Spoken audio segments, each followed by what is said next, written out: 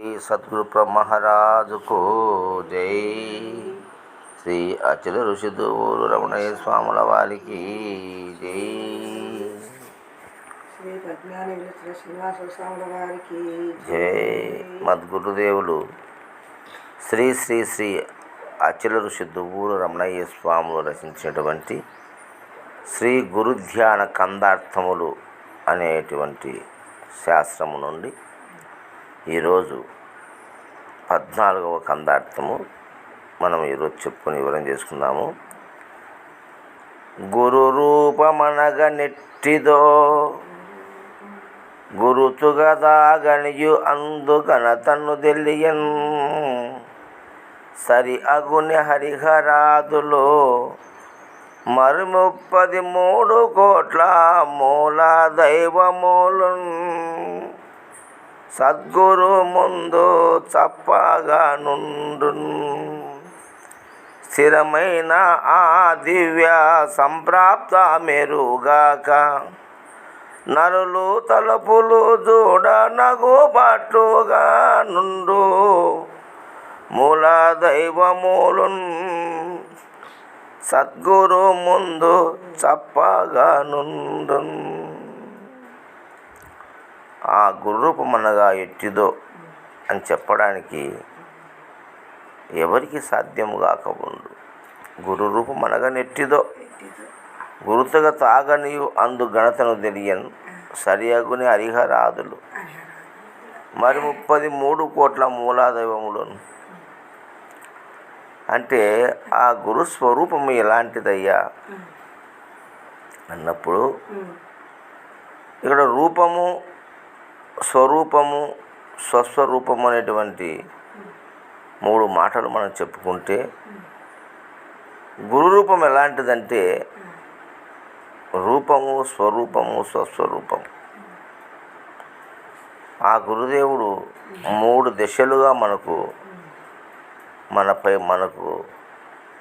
దర్శనమిస్తున్నాడు. 3 దశల్లో గురు, 3 దశల్లో అంటే కంటికి కనిపించే రూపముగా దర్శనమిస్తున్నాడు. అలాగే ఆ కంటికి కనిపించే ఆ రూపం లోపల దాగి ఉన్నటువంటి అత్యంత ప్రేమమయమైన స్వరూపం, అత్యంత ప్రేమమైనటువంటి దయా కరుణ కలిగినటువంటి మహనీయుడు, జ్ఞాన స్వరూపుడు, అఖండ స్వరూపుడు అనేటువంటి ఆ గురుమూర్తి స్వరూపం ఎలాంటిదంటే ఆయన దయామయుడు, కరుణామయుడు, ప్రేమమయుడు, తల్లియు తండ్రియు దాతయు సకుడు సర్వము తానే అయి మరి శిష్యులను ఆదరిస్తూ ఉన్నాడు, శిష్యులకు దర్శనమిస్తున్నాడు. తన లోపల ఇంత దయామయుడు ఆ గురుదేవుడు, అవునా కదా? మరి అటువంటి రూపాన్ని మనం ఎట్లా అటు రూపము పరంగా ఆయన మనిషిగా కనపడుతూ మనకు ఒక రూపాన్ని తీసుకొని మన ముందర వచ్చి కనపడి దర్శనమిస్తూ ఉన్నాడు. మనం ఆ రూపానికి ఏమైనా చేసుకోవచ్చు, పూజలు చేయొచ్చు, తర్వాత శుశ్రూషలు చేయొచ్చు, పాదములు కడగచ్చు, మరి అభిషేకాలు చేయొచ్చు, స్నానము చేయించవచ్చు, మరి ప్రేమతో ప్రసాదాన్ని పెట్టచ్చు. చూడు ఎంత అవకాశం ఉందో దేవుని మనకు. దేవునికి పూజలు చేయాలంటే అది సాధ్యమవుతుందా? సర్వాంతర్యామి అయిన ఆ భగవంతుడు, స్వస్వరూప స్థితిలో ఉన్నటువంటి ఆ భగవంతుడు, విశ్వరూప స్థితిలో ఉన్నటువంటి ఆ భగవంతుడు ఆ విశ్వానికి ప్రతిరూపంగా మారి ఒక గురు స్వరూపంగా మన కండ్ల ముద్దుకు వచ్చినాడంటే అంతకన్నా మహాభాగ్యమా? ఆ గురువుకి ఎన్ని సేవలు చేసుకోవచ్చు మనం, మనస వాచ కర్మన. అనంతమైనటువంటి ఆ దివ్య స్వరూపానికి, ఆ మంగళ రూపానికి మనం ఎన్నో సేవలు చేసుకోవచ్చు. ఆయనకు ఆ రూపముతో ఉన్నటువంటి ఆ గురుదేవునికి మన ధనములను అర్పించవచ్చు. ఎందుకంటే ఆయన సాకార రూపుడే వచ్చినాడు మన దగ్గరికి. అంత అదృష్టం ఎవరికి కలుగుతుంది? అదే కదా. అంటే దేవుడే రూపం తీసుకొని మన ముందుకు వచ్చినాడంటే ఎంత భాగ్యం చేసుకుండాలి మనం. అంతే కదా. మరి అటువంటి ఆ గురుదేవుని రూపాన్ని ఎట్టిదో తెలుసుకోవడము,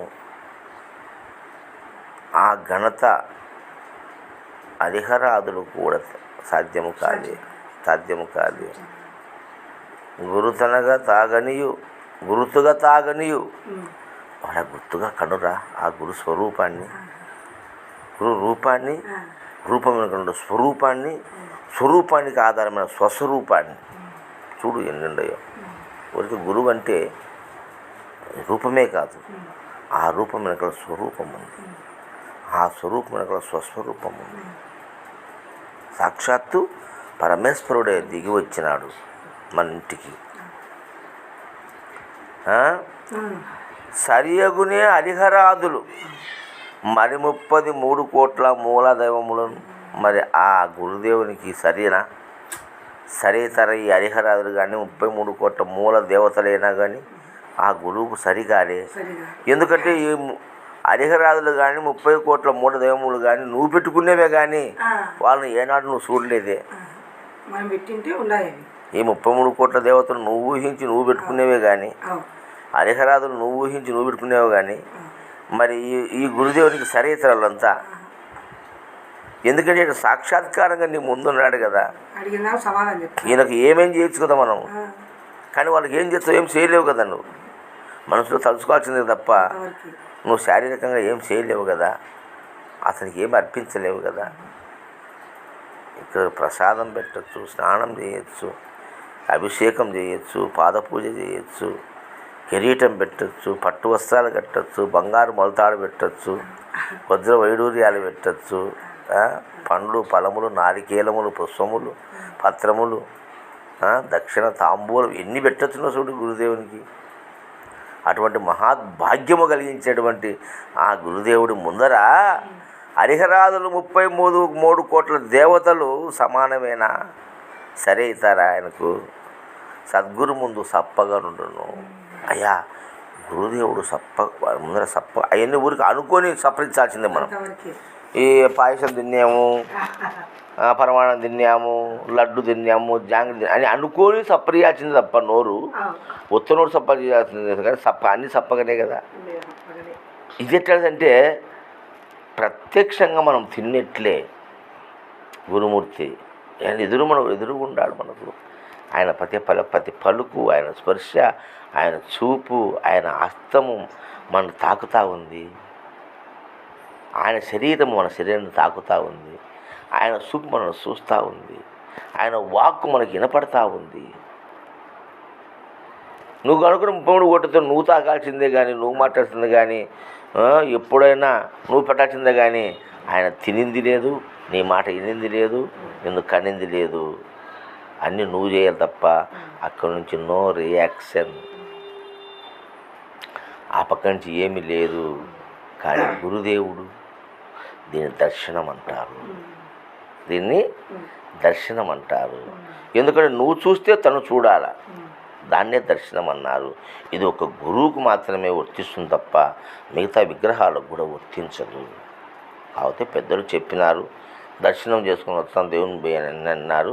అంటే ఆ దేవుడు ఉండనే నమ్మకంతో, ఆయన మనం చూసిన నమ్మకంతో ఉండవే కానీ అది సత్యము కాదు. అదే గురువు అయితే నువ్వు దర్శించుకోవచ్చు గురువును. నువ్వు చూస్తే ఆయన నేను చూస్తాడు, నువ్వు చూస్తే ఆయన చూస్తాడు. దీన్ని దర్శనం అంటారు. ఇరువురు చూసుకోవడమే దర్శనము. అటువంటి మహాద్భాగ్యము ఆ పరమేశ్వరుడు గురుస్వరూపం వచ్చి మనకు దర్శనం ఇచ్చినాడంటే ఎన్ని జన్మల పుణ్య ఫలము చేసుకుంటే కానీ ఇటువంటి మహాద్భాగ్యం మనకు కలుగుతుందా? కలిగేదానికి అవకాశమే లేదో. స్థిరమైన ఆ దివ్య సంప్రాప్త మెరుగాక అటువంటి ఆ దివ్యమైన సంప్రాప్తాన్ని నేను తెలుసుకోలేక ఎరగక నరుల తలపులు నవ్వుపాటు, ఈ మనుషుల యొక్క తలంపులు నవ్వుపాట్లుగా ఉన్నాయి. గురువు వచ్చినప్పుడు దొంగ మొక్కులు మొక్కి అటు పోతానే ఏం గురువు అది ఇది పడేటువంటి అరాచకాలు ఆడుతూ గురువు అంటే భక్తి లేకుండా భయము లేకుండా ఉండాలంటే ఇది ఏమన్నా మనిషి అన్న నవ్వుబాట్లు కదా, చెప్పుకుంటే సిగ్గుపోతుంది కదా. పరమేశ్వరుడే సాక్షాత్తు మన ఇంటికి వచ్చంటే మనం తెలుసుకోకుండా ఉన్నామంటే ఎంత అజ్ఞానంలో ఉన్నాము ఏమిటి అనేది చెప్పుకుంటూ మరి అటువంటి గురువుని గురించి చెప్పడానికి ఆ గురువుకు సమానమైనటువంటి ఆ మూల దైవములు కానీ సద్గురువులు సప్పగా ఉండను, ఆ గురువులు సప్పమే కానీ రుచింపవు అని చెప్పేసి పెద్దలు మనకు తెలియజేసినారు. అది ఈ కందార్థంలోని గొప్ప భావన. జై సద్గురు ప్రభు మహారాజుకు జై. భక్తులకు మరియు మా ఛానల్ను, మా యొక్క ఆధ్యాత్మిక ప్రవచనాలను, ఈ ఆధ్యాత్మిక ఎంతో విలువైనటువంటి మాటలను వినేటువంటి మహనీయులకు అందరికీ శతకోటి వందనాలు తెలుపుతూ మా ఛానల్ను సబ్స్క్రైబ్ చేసుకొని మమ్మల్ని ప్రోత్సహించి ఇంకా ముందుకు సాగడానికి ప్రయత్నించగలరని మరీ వేడుకుంటున్నాము. కనుక మా ఛానల్ సబ్స్క్రైబ్ చేసుకోండి. జై సద్గురు మహారాజుకు జై.